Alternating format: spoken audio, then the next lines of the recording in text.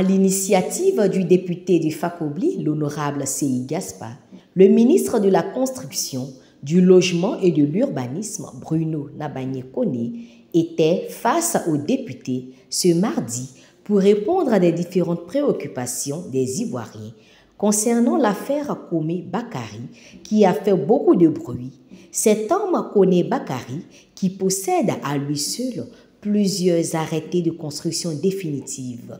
Le problème du foncier, la vente illicite de terrains partout en Côte d'Ivoire, les constructions anarchiques, les bâtiments qui s'écroulent ça et là, ces grands immeubles semblables aux gratte-ciel qui voient le jour partout, principalement dans la commune de Cocody, à la Riviera Palmeraie et à Angré-Château, Fin-Goudron, Terrain, Sotra, dans des cités dites d'habitation.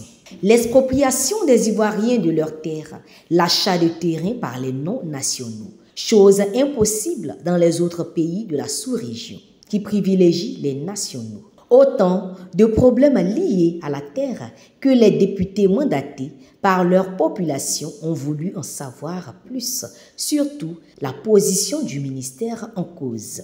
Venu effectivement répondre aux questions des députés, de l'honorable C.I. Gaspard à Kéti Soumaoro, en passant par le député de Tiassalé à Salé Tiomoko, de l'honorable Georges Amon-Wenye au député Jean-Louis Billon et bien d'autres, tous ont posé des questions pertinentes au ministre Bruno Nabagné-Koné, qui n'a pas du tout convaincu, selon le point presse des députés du PPACI.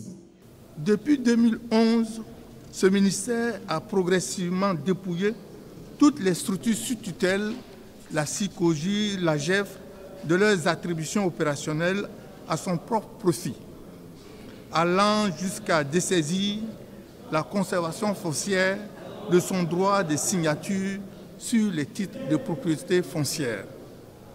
Aujourd'hui encore, et comme cela ne suffisait pas, il s'immisce dans la production des documents d'attestation d'attribution coutumière en le remplaçant par l'attestation du droit d'usage, communément appelé l'ADU. Le groupe parlementaire PPACI constate que le ministère en charge de la construction est au début et à la fin des opérations de lotissement, d'acquisition de l'ACD, et cette situation reflète l'omnipotence de ce ministère. Il n'est donc pas étonnant qu'il soit au cœur de tous les problèmes que connaît ce secteur, à savoir la fraude sur les ACD, la distribution arrangée des lots issus des lotissements, les guides de lotissement parallèles, les modifications intempestives des plans de lotissement, etc., etc. Le groupe parlementaire PPACI s'étonne que, face à de tels manquements dans la gestion publique du foncier, les nombreuses structures de contrôle de l'État et les institutions de bonne gouvernance restent silencieuses.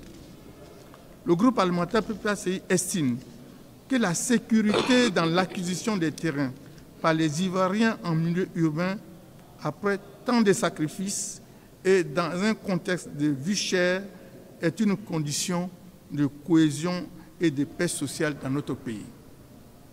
Malheureusement, le gouvernement RHDP ne semble pas en prendre conscience. En somme, les Ivoiriens doivent encore attendre. Le ministre est venu plutôt étaler son travail que de dire réellement pourquoi tout ceci se passe en Côte d'Ivoire au nez et à la barbe des agents du ministère. La séance, comme ça a été dit, est une séance des procédures parlementaires.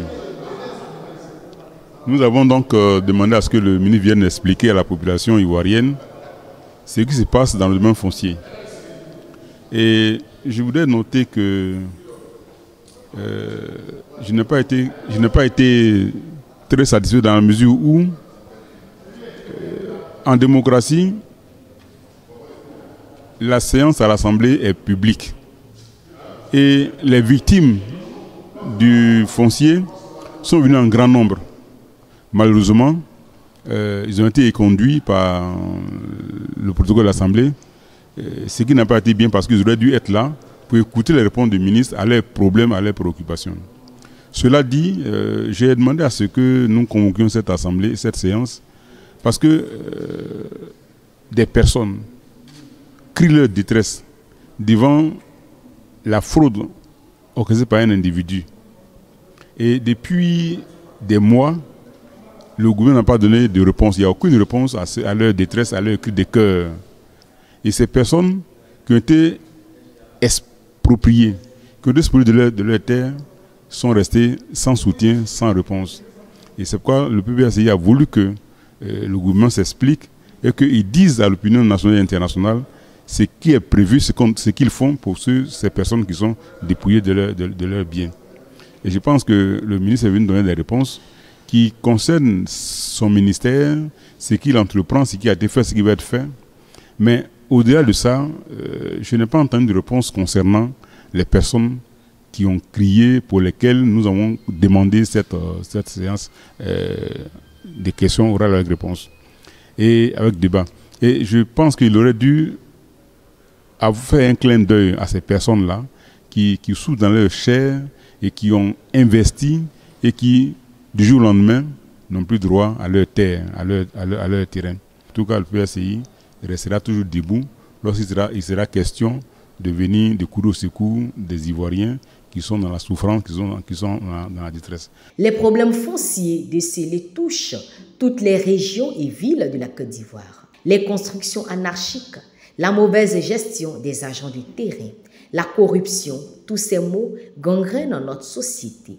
Il est temps d'attirer l'attention des Ivoiriens, surtout des chefs de village, sur la nécessité de la préservation de nos terres pour les générations futures. L'argent est bon, certes, le gain facile est bien, mais attention. Attention à ne pas devenir étranger sur sa propre terre, dans son propre pays. Les victimes, les députés de l'opposition, les indépendants, tous sont restés sur les fins de cette intervention du ministre Bruno Nabagné Koné.